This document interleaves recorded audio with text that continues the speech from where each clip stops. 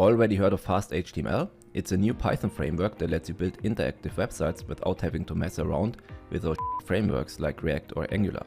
FastHTML gives you low-level HTML tags, but in Python. Plus, it integrates with HTMX, so you can truly build interactive websites that don't have to reload the page every time you click a button or submit a form. In my FastHTML intro video, some people were like, oh, so why not write just HTML and use that? And here's the deal. With FastHTML, you can use Python to create up your own frameworks at the end. Just kidding, of course, but in this video I'm gonna show you some cool patterns that you can use to build reusable components. Let's get into it. So when we use FastHTML, we could use it like this. So just use the components from FastHTML and build a website. But this is not what we want. We could also do that in HTML, and there the user was actually totally correct. But we can use Python logic to make it more reusable. The first pattern I want to show you is the Decorator Pattern. The Decorator Pattern is a structural design pattern that allows behavior to be added to individual objects, functions or methods dynamically and transparently without affecting the behavior of other objects from the same class. This pattern is particularly useful for applying cross-cutting concerns like logging, or in this case styling, across multiple functions while keeping the core logic you use the decorator on intact. So to demonstrate this, we got this getCard function, and this card function returns a div with an h1, hello world, a p tag with some text and some more text. And now we use a withCard decorator on top of that function. We can even pass some arguments to that function like the color, the border color and even the padding. This code defines a decorator function withCard, which adds additional functionality to a function by wrapping its output in a styled HTML-like div element. The decorator takes customizable parameters like color, border color and padding, and applies Tailwind CSS classes to style the content returned by that decorated function. In my opinion, this can be quite useful for a card component because it allows you to consistently apply a set of styles and layout to any content. The next pattern is component composition. That's a design principle where complex functionalities are built by combining simpler, self-contained components.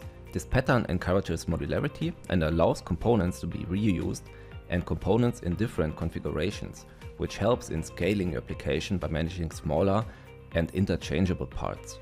So here is an example. We've got a header component, a body component and a footer component, and all these are configurable. We can pass title, content and info to these components, and we use another wrapper component called page component where we can pass a title, a content and footer information.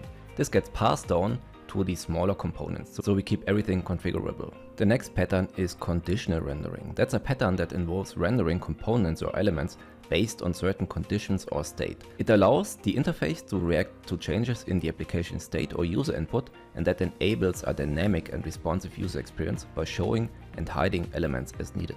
This example shows a conditional card. The conditional card takes one argument, content, and a second argument, show card. This is a boolean with a default value of true. If we pass a true, then we will render a div with a content that we specify and also pass in some Tailwind classes. Otherwise, we will return a standard div and just pass card is hidden. We could also use nothing or just return an empty string. The next part is my personal favorite, and that's a stateful component. That's a design pattern where components manage and update their own state over time. This internal state allows the component to render dynamically in response to user interactions or other changes. Here is an example for a stateful component. We create this counter class, and this counter class manages an attribute called count. It starts with 0, and we've got a method that increments the count attribute by 1. After updating the state, we also call a render method, which updates the div in the UI. The next pattern is the template component. That's a pattern that provides a reusable framework or structure for content where the layout is consistent, but the content can change. So it's pretty similar to the component composition, but just for the content itself, not for the styling. This is ideal for maintaining uniformity across different parts, like the styling of an application, while allowing the unique content to be displayed within a predefined design. So here is a template function which takes content and a title. So we've got two arguments and we return a div. As you can see, only the content is variable, but the styling is not. The last pattern that you will learn is the factory pattern. That's a creational design pattern that provides an interface for creating objects or components in a superclass, but allows subclasses to alter the type of objects that will be created. This pattern centralizes the creation logic, making it easier to manage and extend variations and configurations across an application, ensuring consistency and reducing the complexity of an object creation. So in general, that's a pattern that every programmer should know. In Python you can use classes, but also, like in this example, normal functions to create a factory. So here we've got different alert classes, info, warning and danger, and inside another function where we pass in some content. This is how we're gonna use our factory function. So we pass an argument, info, warning or danger, and this will create different components with different looks and different purposes. As you can see, we even keep the content of info alert, warning alert and error alert configurable.